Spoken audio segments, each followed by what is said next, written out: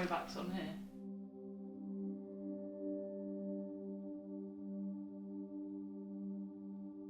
Looked like a bit of a string bean. Played wing like my first season at Bristol. Definitely not fast enough to play on the wing, but we had quite a lot of international centres in the mix.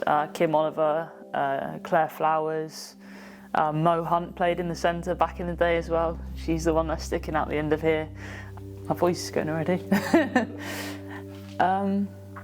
Yeah, so like it means a lot to look back like then and see like how far it's gone.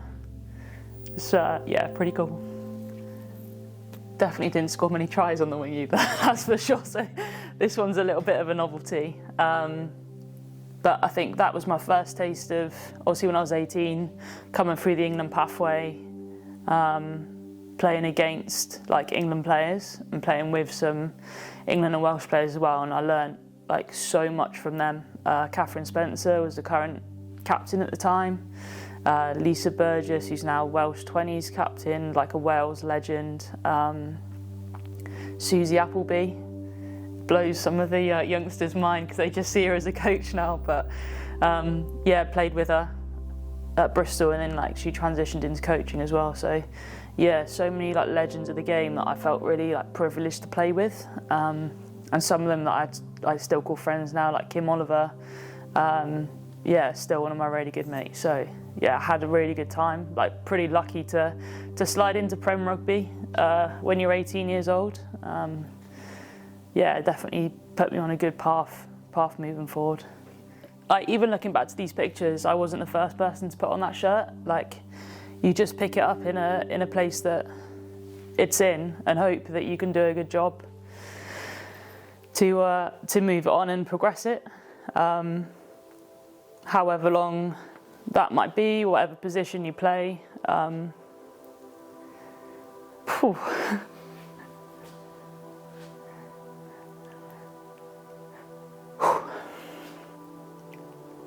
We haven't even got to the end yet. You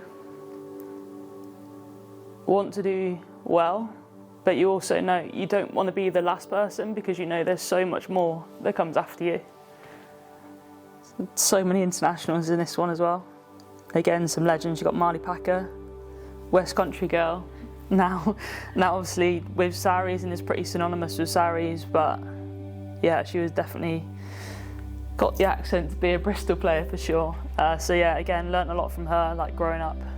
We joined Bristol at the same time, same as Izzy Noel-Smith, Claire Malloy, Nick Hall, loads of players that came over to Bath at that time. Mo Hunt, like I said, so it was really cool to like learn together, transitions together. They're a couple of years older, but yeah, there was a really good group. Katie Mason, who I went to school with, played England Sevens and 15s, so it was yeah a great environment to be in. One to learn lots of youth excitement, and like I said, like the legends to play with as well. So yeah, I got my first England cap in 2012. Playing at Bristol.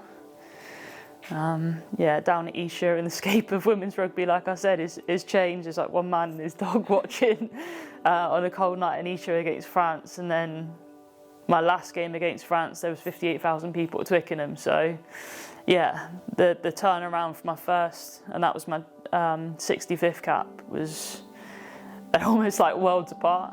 And the game's growing faster than ever. Like it was kind of like a slow build, and then in the last couple of years it's just kind of exploded, and I think we've really felt the benefit of that from the club game as well. Like the attendance that we've had this season at Bears has been incredible. So to be there on the pitch whilst that's happening as well is, yeah, amazing. Like going through these photos, I don't necessarily remember like the games that they happened in. You remember the places, the people that you had them with. Like those are the special bits, and for me, the community that you build over rugby is like the most important part. It brings people together from all different backgrounds, and like that's what kind of makes it special. There's obviously some like standout moments that you like you have on the pitch. I think this season we managed to make it to the final. Ended similar to last year. We came off second best. But again, it's like the stories you make along the way, the bus trips up to Darlington, the 5:30 starts, the hot seats you have on the bus, the songs you sing, the socials you have, funny things that happen at training. It's just all those things added together. It's like my biggest takeaway.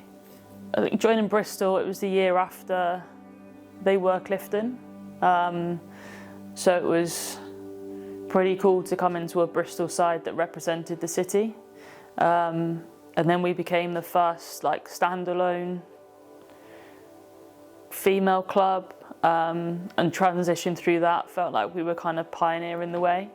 And then exactly the same, like obviously lots of clubs have links with their male counterparts, but Bears has always felt like something more.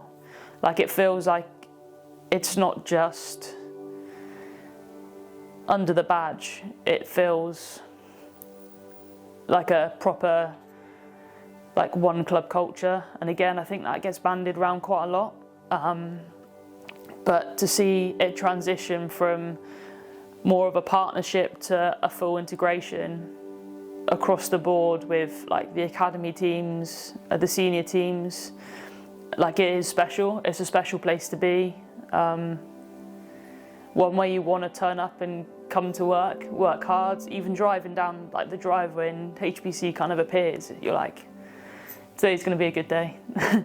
And it's an environment where you want to thrive. Like as a player, you want to do it justice. It's not just turning up and getting it done. You're like, I've got an opportunity, so I'll go and take it. I think my most favourite kind of recent memory was definitely that semi-final last year against Saris. Like to go away, no team has ever won an away semi. Saracens, obviously formidable force in the Premiership and have been ever since I joined when I was 18. So yeah, to travel to Allianz, where we've had some good battles, come out on the wrong side more often than not.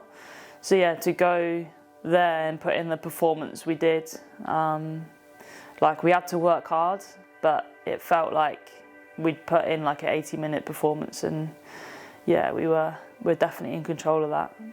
Obviously knowing that this was going to be my last season, to get injured was a bit frustrating, but you can't always write your own story, but you can work hard and try and get back. So yeah, all credit to like G and Kim, and Kate helped as well, who's put me back together more times than I can care to mention in my career. But yeah, due back for the semi-final.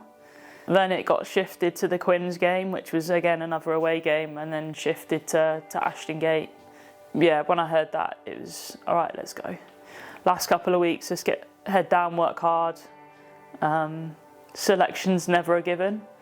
So I didn't want to just kind of get on the pitch to put the shirt on. I wanted to get on the pitch and make a difference. Yeah, so for me, that was also important, not just to be a number, to help the team. I felt like I did. And what would you kind of say to young man who started all those years ago, and what, that you knew now that you wish you knew then?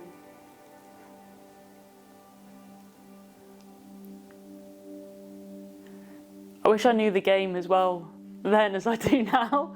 It would make things a little bit easier.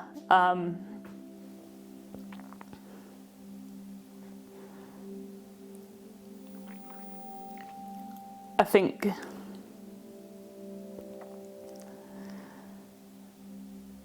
the biggest thing would be don't be too hard on yourself. And enjoy it, for sure.